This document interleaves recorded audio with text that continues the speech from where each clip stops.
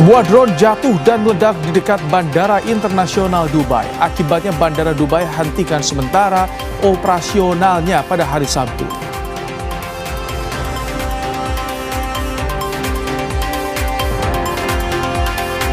Presiden Iran minta maaf ke negara tetangga yang terdampak serangan Iran sejak pecahnya konflik di Timur Tengah. Presiden Iran tegaskan tak akan menyerang kecuali diserang.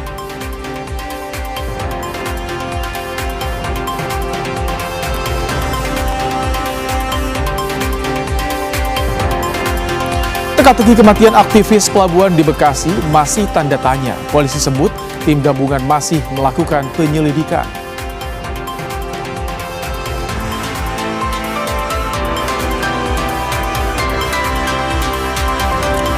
Hiburan tanah air berduka. Penyanyi Vidi Aldiano meninggal dunia di usia 35 tahun akibat penyakit yang dideritanya.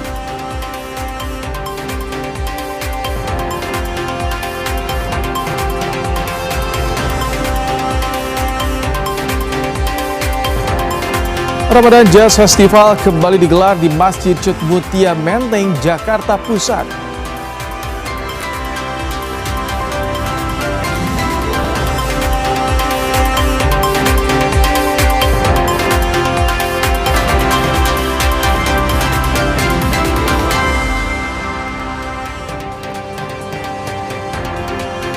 Halo, selamat malam saudara. Menemani akhir pekan, Kompas Malam kembali hadir bersama saya Rahmat Ibrahim. Saya informasi tadi, kami juga akan menyajikan informasi lainnya untuk menemani malam hari Anda. Dan inilah Kompas Malam selengkapnya.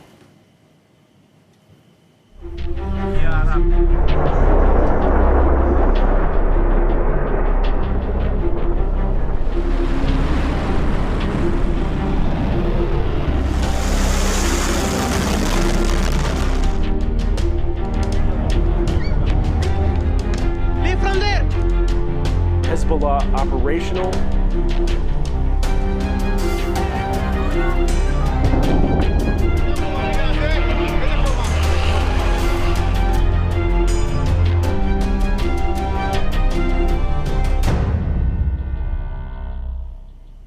Setelah sebuah drone jatuh dan meledak di dekat Bandara Internasional Dubai pada hari Sabtu waktu setempat. Another drone. I don't know if you can see or not. Video amatir milik warga merekam sebuah drone jatuh dan meledak di dekat Bandara Internasional Dubai.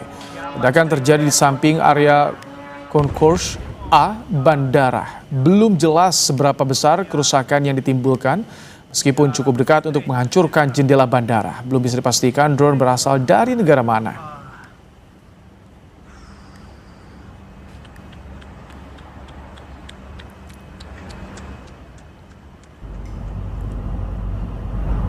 Bandara Dubai yang menjadi bandara tersibuk di dunia menghentikan sementara operasionalnya pada hari Sabtu. Penutupan dilakukan demi keselamatan penumpang, staf bandara, dan awak maskapai. Pengumuman disampaikan tak lama setelah sebuah drone meledak di dekat area bandara.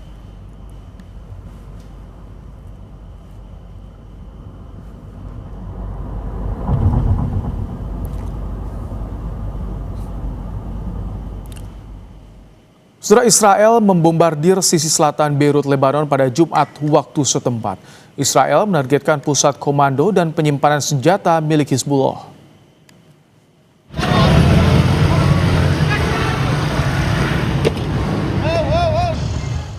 Suara ledakan dan asap tebal terlihat dari salah satu gedung di sisi bagian selatan Beirut. Militer Israel menyatakan telah melakukan 26 gelombang serangan dalam semalam yang menargetkan pusat komando dan penyimpanan senjata milik Hizbullah.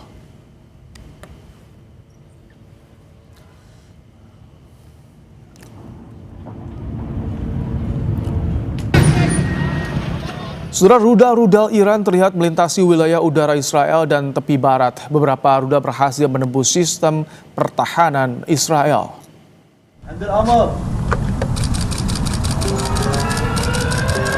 Tak lama setelah serangan baru tersebut, militer Israel mengatakan telah memulai gelombang serangan baru yang menertibkan infrastruktur Iran di Teheran. Israel juga melancarkan serangan baru ke Lebanon dan mengincar lokasi kelompok Hizbullah.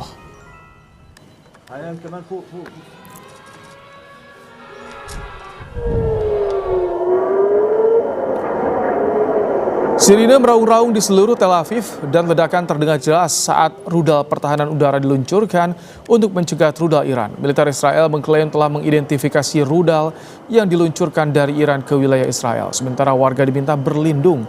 Serangan ini menambah eskalasi konflik antara Iran dan Israel yang terus meningkat dalam beberapa hari terakhir.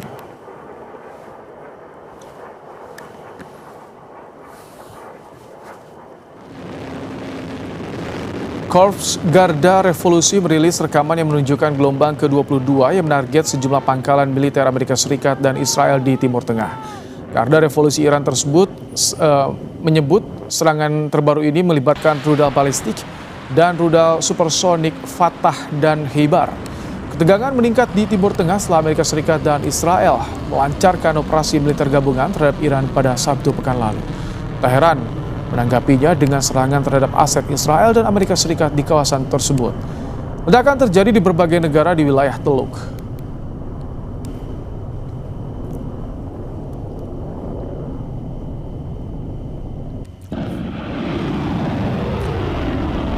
Saudara, tepat satu pekan perang di Timur Tengah berkecamuk, media Amerika Serikat melaporkan jika Rusia bantu intelijen Iran.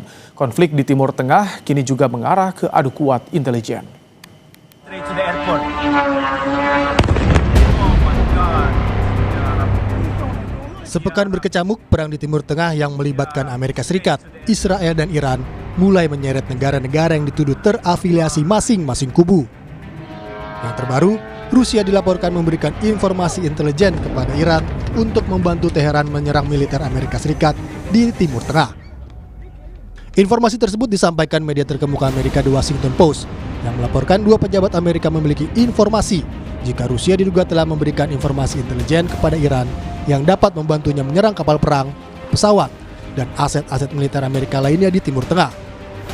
Sekretaris Gedung Putih Caroline Leavitt merespons dugaan tersebut. Leavitt tegaskan tidak khawatir dengan pergerakan informasi posisi dan pasukan Amerika yang diduga dibocorkan ke Teheran. Is that it clearly is not making a difference with respect to the military operations in Iran because we are completely decimating them. As I said earlier, we've taken out nearly 30 of their ships. Their navy has been deemed combat ineffective. 90% reduction in ballistic missile retaliatory strikes against the United States and our Gulf Arab and partners in the region. So of course, we are achieving the military objectives of this operation, and that is going to continue because the United States military is the best and most lethal fighting force in the world. Presiden Amerika Serikat Donald Trump juga menegaskan jika Amerika telah menghancurkan Iran. Sementara disinggung soal keterlibatan Rusia terhadap serangan Iran, Trump bilang itu pertanyaan yang bodoh. Their army is gone. They're just about, look, their navy is gone. Their communications are gone. Their leaders are gone. 2 sets of their leaders are gone. They're down to their 3rd set. It sounds like the Russians are helping Iran target and attack Americans now. That's an easy problem compared to what we're doing here. I mean, but can I be honest? It's just, I have a lot of respect for you. You've always been very nice to me. What a stupid question that is to be asking at this time. We're talking about something else. Can we keep this maybe a little bit? Go ahead, please. Direktur The Indonesia Intelligence Institute Ridwan Habib menilai tanggapan Gedung Putih yang dingin terhadap isu bantuan Rusia terhadap Iran adalah untuk menutupi kegalauan Amerika Serikat yang hingga kini belum mampu menguasai Teheran. Sebenarnya itu menurut saya bukan percaya diri ya, tapi menutupi kegalauan ya. Karena memang mereka ini benar-benar kerepotan. Asesmen dari CIA dan intelijen Mossad berharap setelah wafatnya Asyahid Ayatullah Ali Khamenei, mereka bisa langsung menggulingkan pemerintahan dan menguasai Iran. Tetapi ini sudah 7 hari dan serangan masih terus berlangsung dari kubu Iran. Memasuki pekan kedua, perang di Timur Tengah belum menunjukkan tanda-tanda mereda. Selain adu kuat pasukan tempur dan senjata, kekuatan intelijen pun diuji dalam konflik ini. Tim Liputan, Kompas TV.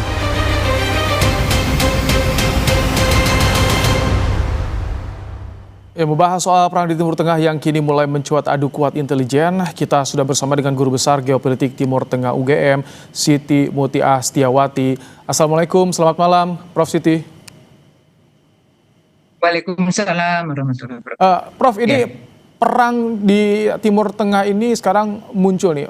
Peran intelijen tak bisa dihindari tampaknya. Ya, saya bukan ahli intelijen ya Mas. Jadi kalau perang intelijen itu pasti setiap perang terjadi itu pasti ada tindakan intelijen sebelumnya itu sudah pasti ya. Tapi tadi kayaknya ada yang ahli intelijen. Saya bukan ahli intelijen Mas. Oke, Jadi saya hanya menduga-duga saja Oke. bahwa ya. Tapi kalau misalkan dari sekarang sudah mulai muncul peran intelijen dari negara-negara yang terafiliasi, sudah mulai ada tuduhan Rusia diduga membantu Iran dalam serangan di Timur Tengah ini. Jadi bagaimana Anda melihat soal mulai negara-negara yang mulai banyak yang terseret nih di geopolitik ini, Prof? Ya, itu suatu hal yang wajar ya kalau dalam sebuah perang kemarin kan juga isunya itu bahwa yang menyerang Qatar, Arab Saudi, Uni Emirat Arab itu kan bukan Iran gitu ya. Ada berita seperti itu. Itu adalah ditemukan itu kemungkinan intelijen Mossad yang mengirimkan yang menyerang itu Israel. Sebetulnya bukan Iran. Jadi ini sebagai upaya untuk adu domba itu juga ada yang namanya istilahnya itu psy war. Bukan war yang sesungguhnya, tetapi ini bisa kemudian menumbuhkan war yang sesungguhnya. Yang pertama itu tadi, bahwa yang menyerang 3 negara itu bukan Iran, ternyata Israel. Jadi Israel itu juga saya kalau dikatakan apakah itu benar gitu. Nah itu yang berita yang kita terima ya, beritanya seperti itu, bahwa ditemukan bahwa serangan itu diakui Mossad yang berada di negara-negara Teluk itu. Lah kalau kepingin tahu yang sebenarnya terjadi kan harus ada investigasi dari serpihan persenjataan yang diluncurkan kepada negara-negara Teluk itu siapa yang mengirim kan begitu. Kemudian kalau sekarang tuduhannya bahwa Iran itu menyerang target-target itu karena ada informasi dari informasi intelijen dari Rusia. Logikanya apakah itu benar atau tidak saya tidak tahu terus terang apakah itu benar, tapi logikanya ya bisa diterima, tetapi belum tentu kebenarannya belum bisa dibuktikan. Yang terjadi adalah kemarin juga beritanya Rusia itu mengirimkan radar, kalau itu ada wujudnya ya di dalam berita Al Jazeera itu. Kemudian yang memudahkan Iran itu kalau akan bisa mengantisipasi serangan yang diluncurkan oleh Israel dan Amerika gitu ya. Jadi itu yang saya terima, itu saya terima kebenarannya karena ada buktinya. Tapi kalau intelijen itu kan sesuatu yang tidak kelihatan dan harus dibutuhkan investigasi apakah betul. Biasanya. Prof, kalau ini kan ada beberapa negara, Rusia, Tiongkok juga yang menawarkan bantuan kepada Iran, tapi Iran tidak secara gamblang menerima bantuan dari mereka. Mengapa sampai saat ini? Jadi artinya masih terfokus di 3 negara saja, Iran, Amerika Serikat, dan juga Israel. Sementara negara-negara lain tidak ada yang declare atau bahkan terima declare ikut berkonflik, Prof. Ya kalau sebetulnya Teluk itu negaranya satu wilayah ya. Teluk itu kalau secara geopolitik kan dia diikat oleh yang namanya Teluk Arab atau Teluk Parsi kalau versi Iran. Itu kan yang Teluk bagian timur itu kan Iran dan Irak. Yang Iran itu mayoritas Syiah ya. Yang kemudian Arab Saudi dan sekitarnya itu itu Sunni Arab ya, ini Syiah dan Parsi. Jadi kalau mereka ini wait and see sepertinya ya, belum ada yang menganggap terdesak untuk segera membantu Iran gitu. Jadi ini juga tantangan bagi organisasi OKI atau Organisasi Kerjasama Islam, bagaimana di antara anggotanya ini kok ada ketegangan. Yang ketegangan ini sebetulnya karena ada faktor asing ya, dalam hal ini adalah faktor asing itu adalah Amerika Serikat dan Israel. Kalau mengapa negara-negara Teluk tidak memberikan reaksinya mendukung mendukung Iran, karena mereka memang sudah sangat tergantung pada Amerika ya. Amerika itu sudah mengikat negara-negara Teluk yang bagian barat itu seperti Arab Saudi CS untuk eksplorasi dan distribusi minyaknya. Itu sangat tergantung. Sementara kalau Iran itu memang tidak. Sejak revolusi Islam Iran tahun 79, Iran itu diembargo, dikucilkan ya oleh Amerika Serikat. Dia kan survive dengan cara menjalin hubungan dengan Rusia dan Cina. Otomatis kalau dia saat ini tidak merasa perlu untuk minta bantuan Rusia atau Cina, karena sebetulnya Rusia dianggap sedang sibuk perang dengan Ukraina dan Cina itu sedang sibuk membenahi perang dagang dengan Amerika gitu. Jadi dia memang merasa bisa mengatasi sendiri. Gitu. Prof, kalau tadi Anda sampaikan di negara Teluk mayoritas masih wait and see. Ini kalau kita kemarin mengutip dari pernyataan Prof. Jimli Asidiki bahwa katanya Perdana Menteri Pakistan dan Presiden Prabowo nanti akan ke Teheran. Ini masih untuk sikap Indonesia agar bisa meredakan konflik. Seberapa pengaruh ketika Indonesia dan Pakistan bersama-sama nih, Prof? Ya, saya tahu teorinya ya, Mas. Tapi kalau mau prakteknya seperti apa, silahkan ya. Tapi teorinya, kalau untuk mengajak berunding itu harus dicari momentum yang tepat. Momentum itu penting banget, saat yang tepat ya, seperti kita dulu dialog dengan GAM, dengan Gerakan Aceh Merdeka. Itu kan dia menolak pokoknya Aceh Merdeka dan kita NKRI harga mati terus sehingga nggak bisa berunding. Begitu momentumnya tsunami datang gitu, mereka baru mau berunding gitu.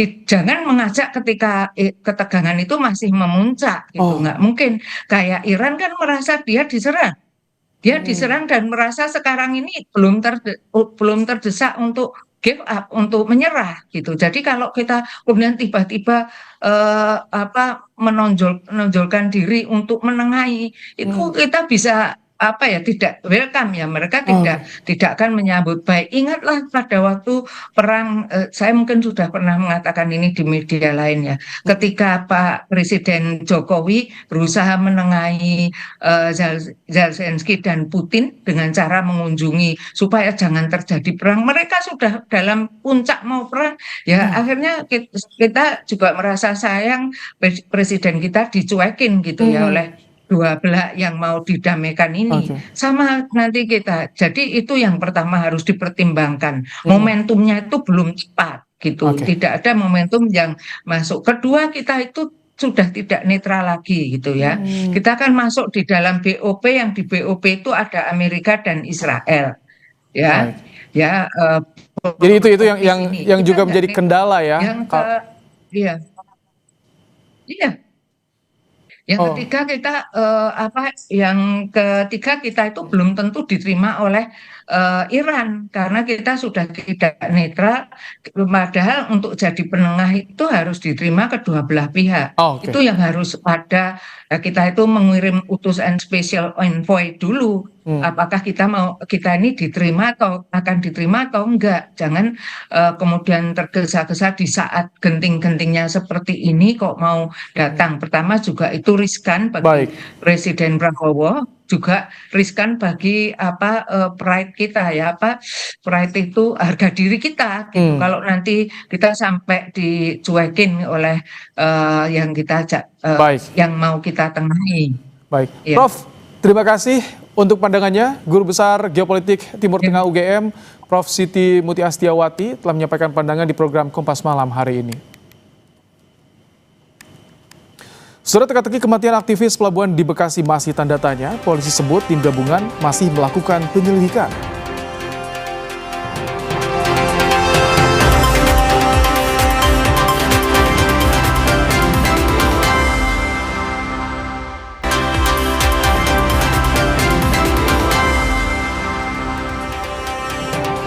Saudara, kabar duka datang dari penyanyi Vidi Aldiano. Vidi meninggal di usia 35 tahun akibat penyakit yang dideritanya. Vidi Aldiano tutup usia setelah 6 tahun berjuang melawan penyakit kanker yang dideritanya. Sejumlah rekan dan kerabat mulai mendatangi rumah duka di Cilandak, Jakarta Selatan. Salah satunya aktor Dion Wiyoko yang menjadi lawan main istri Vidi Aldiano dalam film Sore. Serta musisi Arman Maulana dan istrinya Dewi Gita. Media sosial pun diramaikan ucapan duka yang datang dari rekan sesama artis dan musisi. Salah satunya dari Deddy Corbuzier, Melly Goeslaw, dan Isyana Sarasvati. Dikenang sebagai musisi yang penuh dengan keceriaan, Vidi tetap berkarya sebagai seniman dan menunjukkan semangat hidupnya dan dedikasinya kepada penggemar. Semasa hidupnya, Vidi Aldiano dikenal sebagai penyanyi dan penulis lagu. Nama Vidi Aldiano mulai dikenal publik setelah merilis album debut Pelangi di Malam Hari pada 2008. Album tersebut melahirkan sejumlah lagu yang populer di kalangan pendengar musik pop Indonesia, seperti Nuansa Bening, Status Palsu, Cemburu Menguras Hati, Cinta Jangan Kau Pergi. Kesuksesan album ini mengantarkan Vidi sebagai salah satu penyanyi pop muda yang mulai diperhitungkan di industri musik tanah air. Sepanjang karirnya, Vidi Aldiano pun meraih sejumlah penghargaan. Di antaranya sebagai artis pria terfavorit MTV Indonesia Award 2009. Dan penyanyi pria favorit Indonesia Kids Choice Award 2011. Perjalanan kesehatan Vidi Aldiano mulai menjadi sorotan pada 2019 ketika ia didiagnosis mengidap kanker ginjal stadium 3.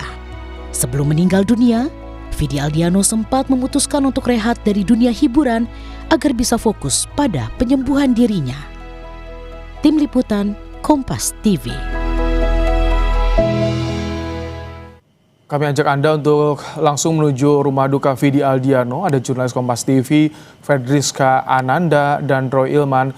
Selamat malam, Rizka. Jadi siapa saja kerabat yang sudah melayat ke rumah duka dan kapan akan dimakamkan rencananya?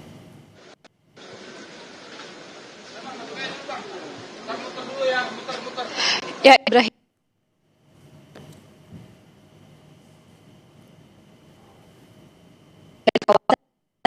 Karena kita tahu juga ya, Ibrahim dan juga saudara, Vidi Aldiano ini dikenal sebagai penyanyi yang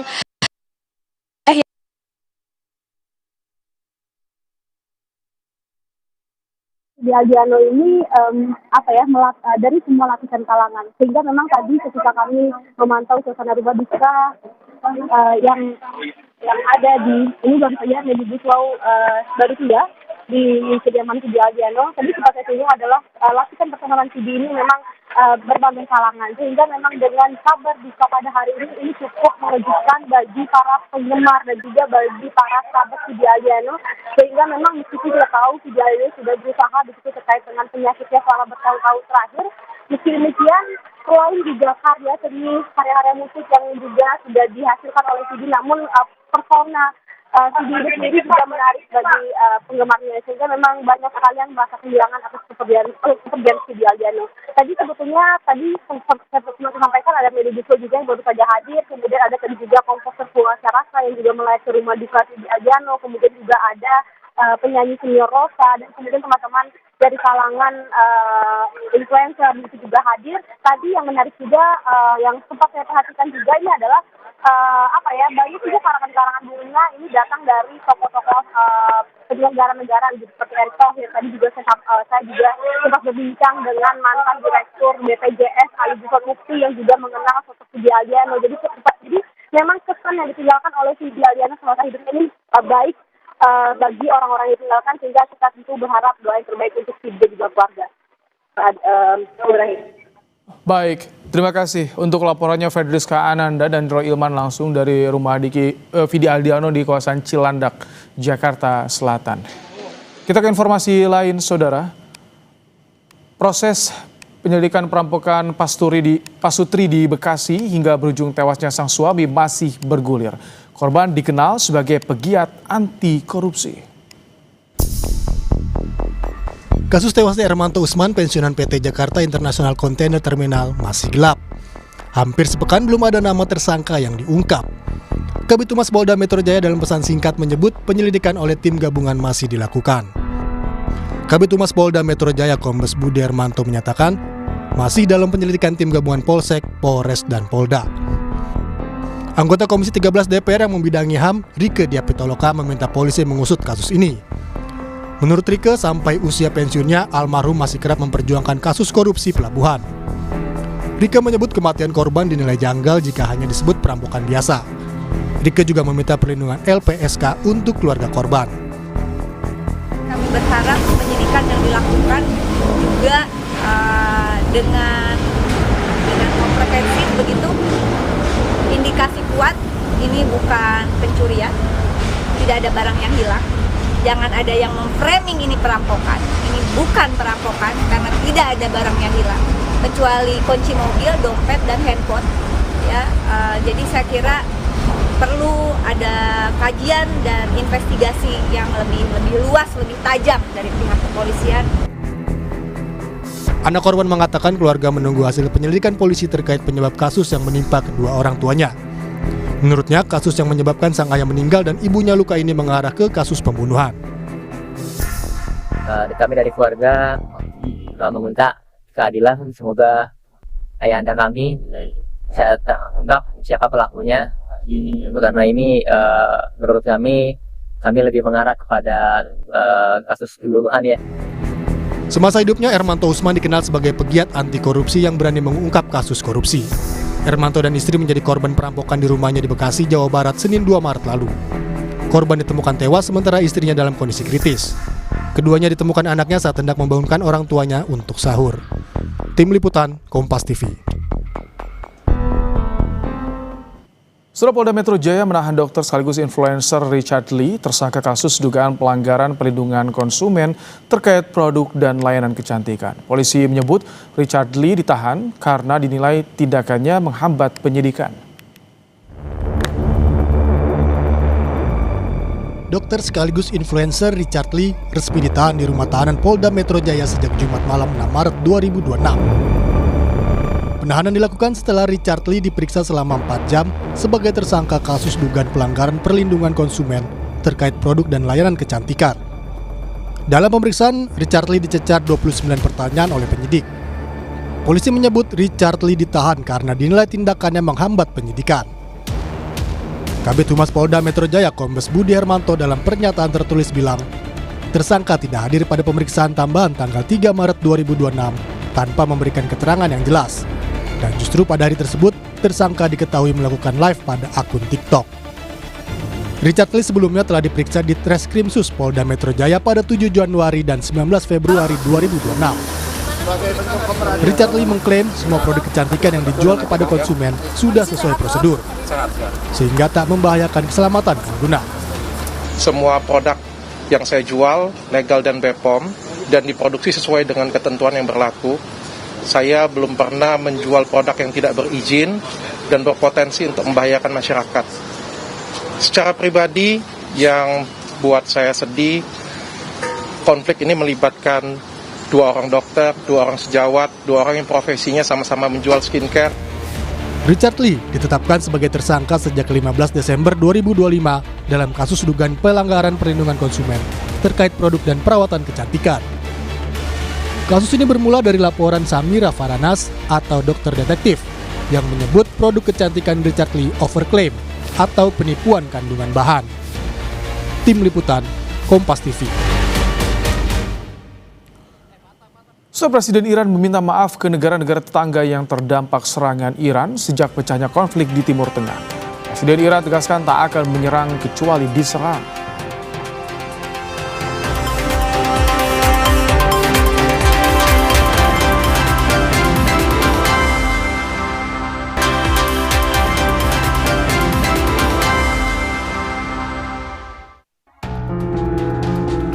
Kamis 5 Maret 2026 lalu, warga Nakhchivan, Azerbaijan dikagetkan dengan serangan drone di Bandara Internasional Nakhchivan.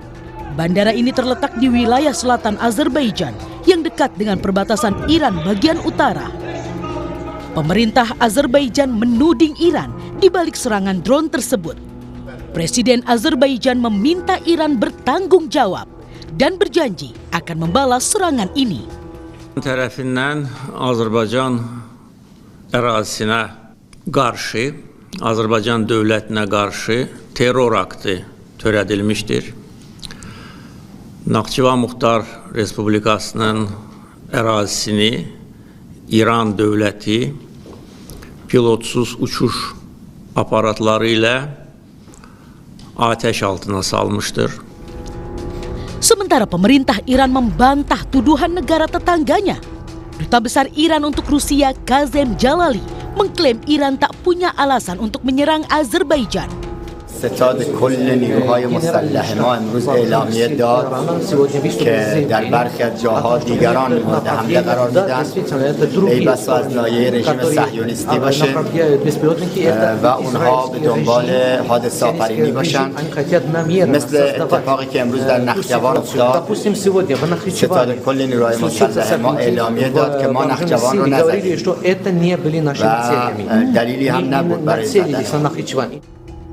Menyusul peningkatan eskalasi perang Iran dengan Amerika Serikat dan Israel, pemerintah Indonesia berencana mengevakuasi WNI melalui Azerbaijan. Rencana evakuasi WNI di Iran tentunya mencermati perkembangan situasi dan keamanan di Iran. Evakuasi WNI di Iran akan dimulai secara bertahap hari ini dan tahap pertama ini akan melalui Azerbaijan, tapi mungkin ini untuk jalur-jalur evakuasi ini akan dilihat sesuai kondisi real di lapangan. Kantor berita resmi Iran IRNA menilai bahwa Israel memiliki riwayat melakukan operasi semacam itu untuk menimbulkan perpecahan di antara negara-negara Muslim. Untuk mengetahui situasi terkini di Azerbaijan, sudah terhubung dengan Duta Besar Indonesia untuk Azerbaijan, Berlian Helmi. Assalamualaikum, selamat malam Pak Dubes. Selamat malam, Mas Ibrahim. Bagaimana kabar? Alhamdulillah Indonesia baik. Pak Dubes, bagaimana untuk kondisi di Azerbaijan saat ini? Seperti apa kondisi WNI kita di sana? Ya, saya jelaskan dulu persisnya bahwa saat ini posisi Azerbaijan dalam kondisi relatif stabil, aman ya.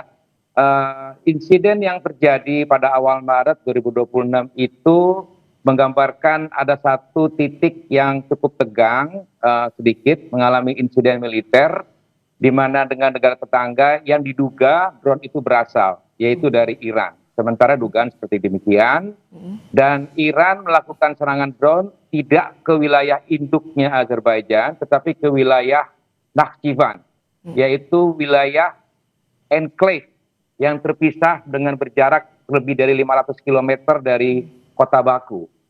Dan meskipun wilayahnya jauh dari wilayah induk Azerbaijan dan dia merupakan otonomi republik tersendiri dari Azerbaijan, serangan itu menandakan berarti serangan yang mengganggu kedaulatan wilayah Azerbaijan. Dengan demikian, insiden itu terjadi saat itu juga Presiden Azerbaijan Ilham Aliyev langsung menuding Iran dan memanggil Duta Besar Iran yang ada di Baku untuk meminta klarifikasi kebenaran dari asal dari serangan drone tersebut. Pak Dubes, tapi sementara Iran membantah. Oke. Kalau kondisi itu bisa berpengaruh pada WNI kita, keamanan WNI di sana?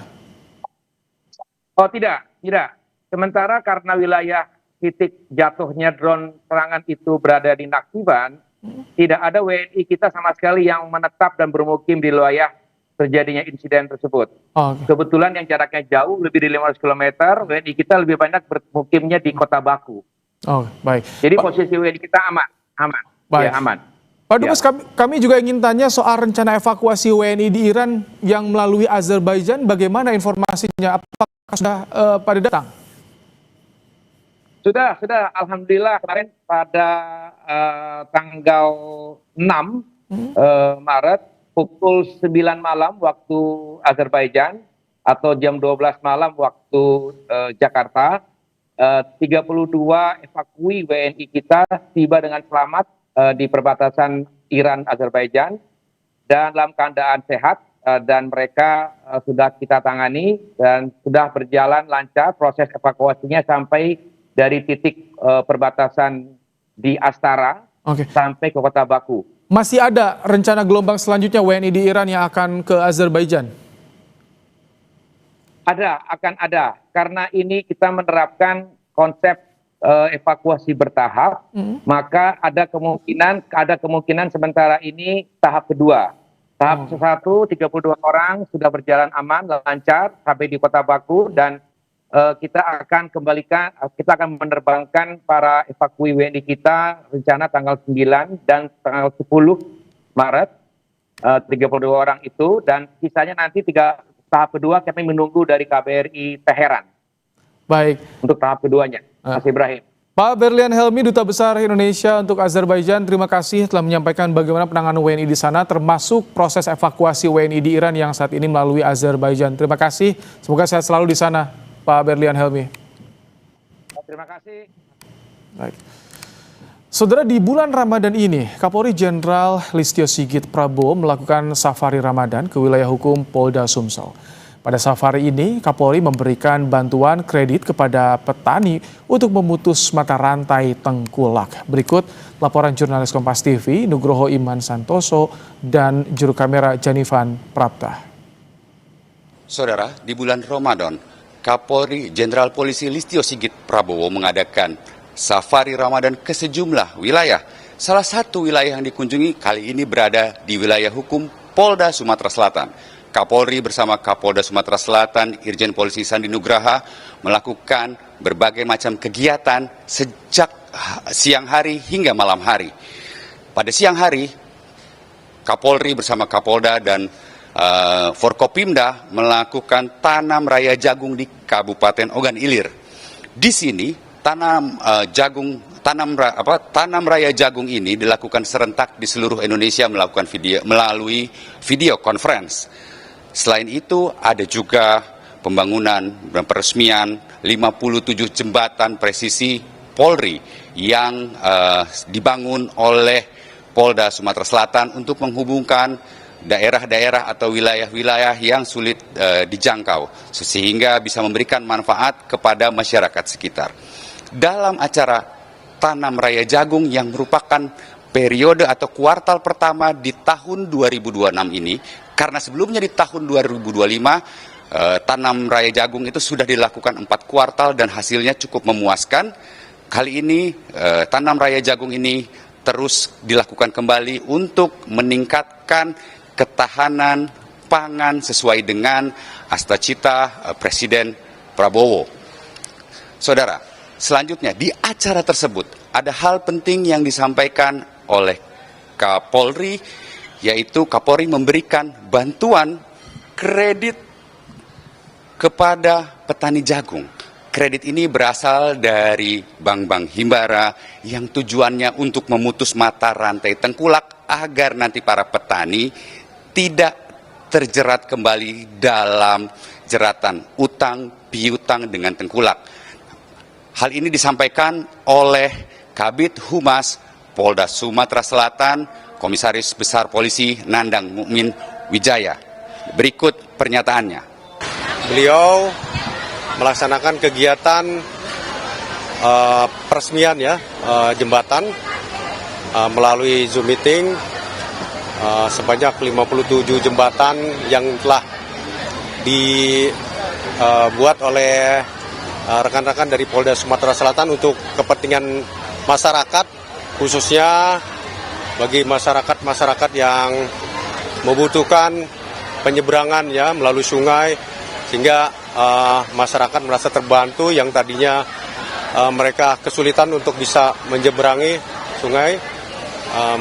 Mereka harus berjalan memutar, tapi sekarang sudah berhasil dengan pembuatan jembatan ini. Mereka sudah sukses dan lancar untuk melaksanakan aktivitasnya. Setelah itu beliau melaksanakan kegiatan penanaman jagung di lokasi Oganirin Tanjung Serai, ya, sebanyak 30 hektar ya lokasi yang ditanam.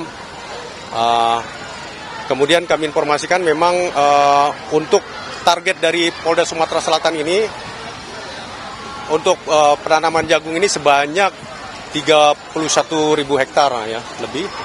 Nah itu menjadi target kita yang sudah terpenuhi hampir sekitar 50% ya. Dan ini akan menjadi target utama kemudian di sana juga Bapak Kapolri yang paling utama adalah agenda yang paling penting, beliau memberikan bantuan paket kredit ya kepada para petani. Nah ini sangat penting di sini momennya, paket kredit kepada petani ini dari beberapa bank himbara ya. Untuk apa rekan-rekan? Ya untuk memutus mata rantai dari para tengkulak.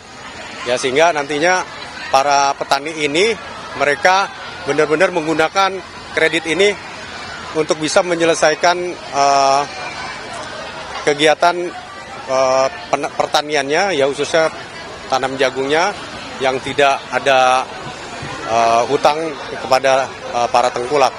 Nah, ini sangat membantu sekali bagi masyarakat. Umumnya untuk secara nasional untuk memberikan dukungan kepada Polri dalam rangka mendukung Kamtibmas ya. Nah, setelah itu beliau juga nanti ada agenda-agenda untuk melihat kegiatan SPPG Polda Sumatera Selatan, termasuk juga dukungan ekosistem ya. Dukungan ekosistem untuk mendukung SPPG Polda Sumatera Selatan ya. Saudara, rangkaian safari Ramadan Kapolri bersama Kapolda Sumatera Selatan masih akan berlanjut hingga esok hari. Besok di Gelora Bumi Sriwijaya akan dilakukan apel Kamtibmas bersama 5.000 ojol dan buruh yang tujuannya mengingatkan dan mengajak masyarakat untuk sama-sama menjaga ketertiban dan keamanan utamanya di wilayah Palembang dan Sumatera Selatan menghadapi musim liburan Ramadan dan Lebaran nanti. Nugroho Iman, Janifan, Kompas TV, Palembang, Sumatera Selatan. Presiden Iran minta maaf ke negara tetangga yang terdampak serangan Iran. Presiden Iran tegaskan tak akan menyerang kecuali diserang.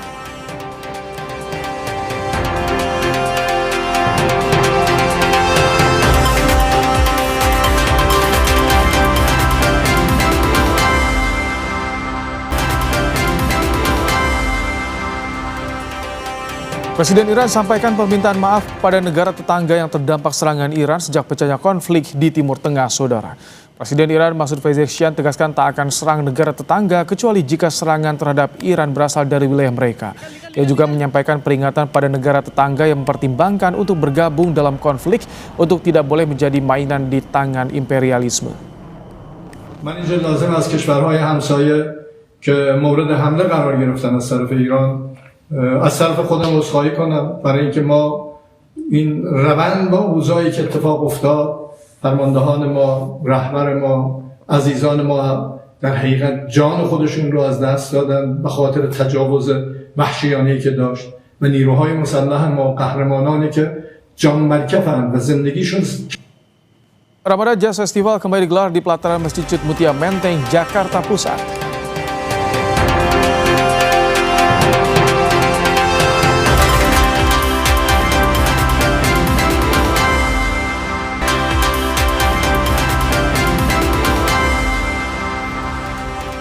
Ramadan Jazz Festival kembali digelar di Masjid Mutia Menteng, Jakarta Pusat. Sejumlah musisi tanah air seperti Salma Salsabil dan Kunto Aji akan tampil dalam acara ini. Ramadan Jazz Festival tahun ini mengangkat tema harmoni pulihkan negeri. Penjualan tiket festival didonasikan untuk kegiatan sosial seperti pembangunan masjid di Sumatera Barat dan penanaman pohon di wilayah terdampak bencana.